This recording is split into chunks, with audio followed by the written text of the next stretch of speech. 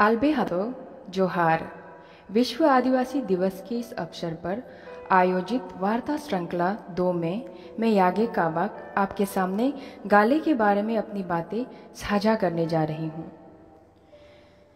मुझे याद है चुटपन के वे दिन जब मैं अपनी माँ की गाले को, जो मेरे लिए उस समय किसी बड़े से चद्दर से कम नहीं था, कई बार उसे तह करके सही ढंग से पहनने का असफल प्रयास करती। बार बार गाले के नीचे सरक जाने पर मैं चिढ़ सी जाती। दोबारा उसे सहेज कर अपनी कमर पर लपेटने की जी तोड़ प्रयास करती। एकाध बार तो मैं इसमें सफल भी हो जाती। ऐसे में मेरा बाल मन खुशी के मारे बादलों में विचरण करने लगता। उस लंबे से कपड़े को मैं अपनी पतली सी कमर पर 3-4 बार लपेट लेती, पर जैसे ही मैं चलने के लिए अपने नन्हे नन्हे कदम आगे बढ़ाती, दराम से वही गिर जाती। बांस से बने फर्श पर गिरने से मुझे चोट नहीं लगती थी। निशी आदिवासी समाज अपने घरों का निर्माण लकड़ी, बांस और जंगली पत्तों से करते हैं। मेरी माँ, जो उस समय घर के तमाम कार्यों में व्यस्त रहती, बीच बीच में अपनी बच्ची की इस मनोरम क्रीड़ा को देखती और मंद मंद मुस्कुराती। मेरे गिरने पर उनका मन विचलित नहीं होता।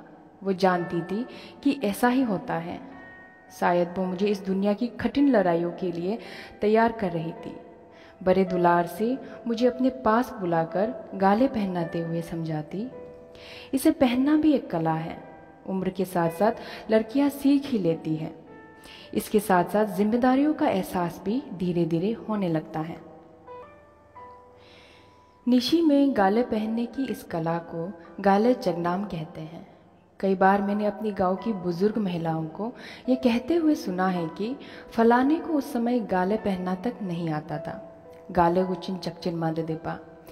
ये वाक्य प्रतीकात्मक रूप से उस किशोरी के लिए प्रयोग किया गया होगा जो अपनी किशोरावस्था में हो और अभी तक गाले संभालना नहीं आया हो। गाले पहनना सीख लेने का अर्थ है कि लड़की सयानी हो गई है, अपनी जिम्मेदारियों को उठाने की काबिल हो गई है। हमारे समाज में गाले सांस्कृतिक धरोहर है। ये पारंपरिक पोशाक है जिसका अपना ही महत्व है। ये महिलाओं द्वारा पहने जाते हैं। केवल निशी समाज ही नहीं, अरुणाचल प्रदेश की सभी आदिवासी समुदाय की महिलाएं गाले पहनती हैं। जैसे हमारे पड़ोसी राज्य असम की महिलाएं मेखला पहनती है और देश के अन्य राज्यों की महिलाएं गागरा आदि पहनती है, वैसे ही हमारे यहाँ गाले हैं। यह एक तरह की लपेटन है। यहाँ के आदिवासी समुदाय अपने अपने तत्संबंधी भाषा एवं बोली के अनुसार गाले को नाम देते हैं। जैसे अधिकांश स्थानीय समुदाय के लोग इसे गाल, गाले, कोपचिक, कोचिक आदि नामों से पुकारते हैं, वही नोक्ते आदिवासी समुदाय, जो मुख्य रूप से प्रदेश के तिराप जिले में निवास करते हैं, इसे थाक खातोक कहते हैं। इसी प्रकार चांगलांग जिले के तांगसा आदिवासी समुदाय इसे रिंथुंग कहते हैं। मोनपा आदिवासी समुदाय में इसे सिंका कहा जाता है और मिशमी में इसे थुए, धाल, थोआ आदि नामों से भी जाना जाता है। प्राचीन काल में हमारे पूर्वज दक्षिण के पड़ोसी राज्य असम, जिसे निशी में नेपक मुर यानी मैदानी इलाका, और उत्तर के सीमांत में बसे तिब्बत, जिसे नेमा न्योक कहते हैं, उनके साथ बार्टर सिस्टम यानी वास्तु विनिमय के माध्यम से ये कपड़े लाते थे। उस समय उन कपड़ों का मूल्य बहुत अधिक माना जाता था। इसके बदले हमारे पुरखे उन्हें तरह तरह की खाद्य सामग्री, सुअर, मिथुन आदि के मांस देते थे। वर्तमान में मिथुन इस प्रदेश का राज्य पशु माना जाता है। यह भैंस की तरह दिखता है, पर इसका आकार भैंस से थोड़ा बड़ा होता है। असम और तिब्बत के साथ हमारे पूर्वजों की व्यापार संबंधी कई लोक कथाएं प्रचलित है। समय के साथ यहाँ के आदिवासी समाजों ने पारंपरिक तरीकों से कपास से सूत काटने की परंपरा विकसित कर ली थी, जिन्हें आज भी इन समाजों में देख सकते हैं। महिलाएं गाले की बुनाई कढ़ाई स्वयं करती हैं। वे इस कार्य में प्रवीण हैं। इसे बुनने के लिए बांस या लकड़ियों के उपकरणों का उपयोग किया जाता है। इन बांसों और लकड़ियों की लंबाई आधे मीटर से लेकर लगभग 1 मीटर तक की होती है। ये भिन्न भिन्न आकार एवं प्रकार की होती है। इसे बुनने के प्रारंभिक चरण में दो मोटे बांस की एक दूसरे के निश्चित दूरी पर बांध दिया जाता है। गाले की लंबाई के अनुसार ये दूरी तय की जाती है। सबसे पहले एक बांस के दोनों सिरों को किसी दीवार या खंभे की मदद से समानांतर कर बांध दिया जाता है और दूसरा बांस को अपनी गोद में जांघों के ऊपर रखे जाते हैं। इसमें सुविधा के लिए विपश्यना के आसन में बैठना पड़ता है। इसके बाद गोद में रखी बांस की एक सिरे को एक मोटी रस्सी से बांधकर उसे कमर की पीछे की ओर से ले जाते हुए उसके दूसरे सिरे से बांध लेती है।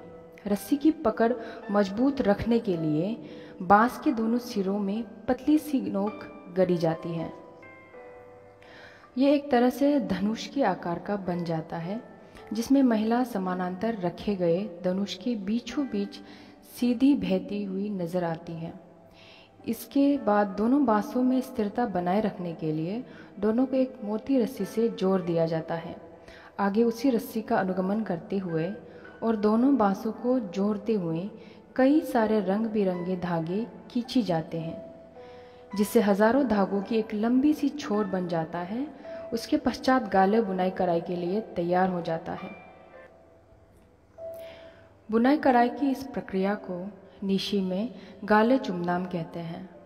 रंग बिरंगे धागों से महीन महीन डिजाइनें और रेखाएं खींची जाती है, जिससे उनकी सुंदरता देखते ही बनती है। वहीं धागों की छोर खींचने की इस प्रक्रिया को गाले पोनाम कहते हैं। आमतौर पर इसको तैयार करने के लिए दो लोगों की आवश्यकता पड़ती है, पर कुछ महिलाएं इस कार्य में इतना निपुण होती है कि वे इसे अकेले ही कर लेती हैं। आधुनिक यंत्रों एवं उपकरणों के पदार्पण से बुनाई और सूत काटने के तरीकों में परिवर्तन हो चुका है। बाजार में कई तरह की तंतुओं से बनी बुनाई के धागे बाजारों में उपलब्ध कराया है। इससे अधिक सुविधा आ गई है। इसके बावजूद हाथों से बने गए गाले का अपना अलग स्थान आज भी है। समय तेजी से बदल रहा है। हमें आभास भी नहीं होता कि इसके साथ हमारे पीछे क्या क्या छूट रहा है। कई बुरी चीज़ों के साथ साथ कई अच्छी चीज़ें भी छूट रही हैं। आधुनिकता की चमक दमक ने हमें अंधा कर दिया है।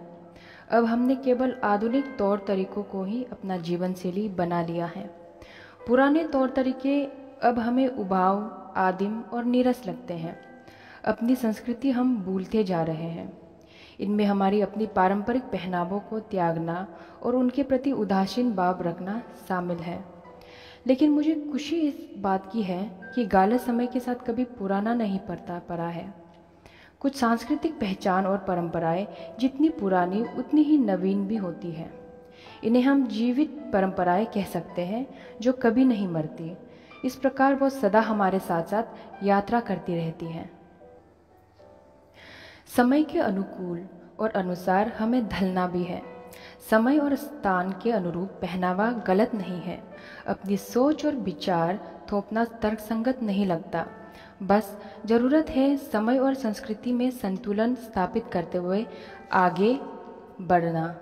महाकवि कालिदास भी मानते हैं, सब पुराने अच्छे नहीं होते, सब नए खराब नहीं होते।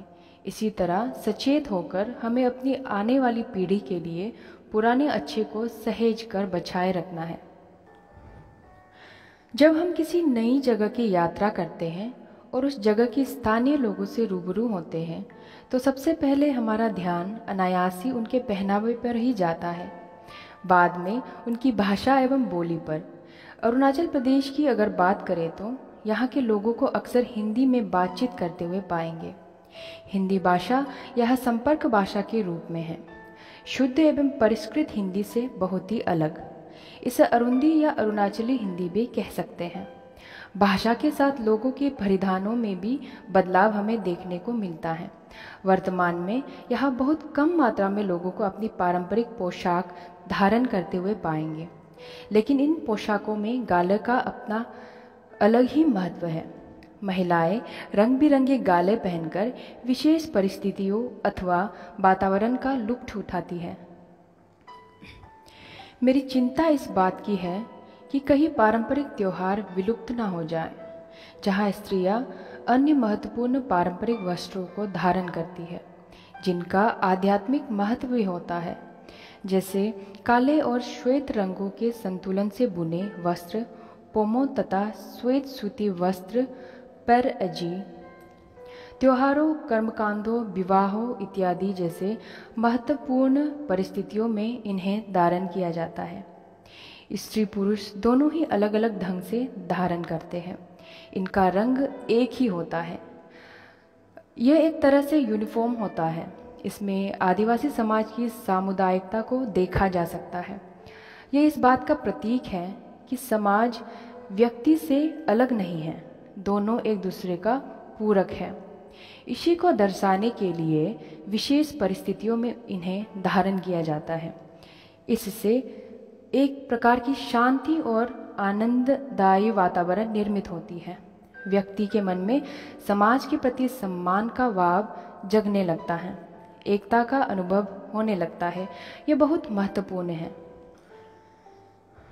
अपनी पारंपरिक पोशाकों के प्रति रुझान बढ़ाने और स्थानीय बाजारों की अभ्युदय को समर्थन देने हेतु 4 अगस्त 2020 को अरुणाचल प्रदेश के सरकार द्वारा एक परिपत्र निकाला गया, जिसमें आत्मनिर्भर भारत की योजना के तहत वोकल फॉर लोकल की पहल का समर्थन किया गया।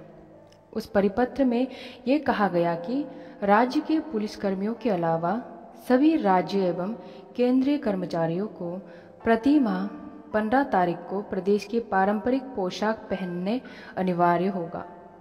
वे प्रदेश के किसी भी आदिवासी समुदाय की पोशाक पहन सकते हैं।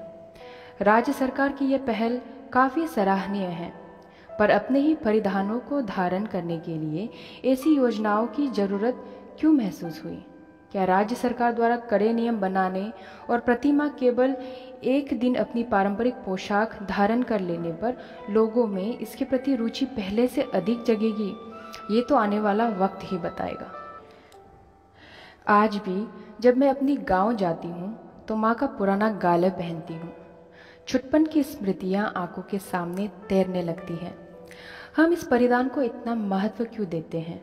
क्योंकि यह सांस्कृतिक, सामाजिक और पारंपरिक विरासत है, जो रंगीन धागों में श्रम और कला के रूप में हमारे पुरखे अब भी हमारे साथ जीवित हैं।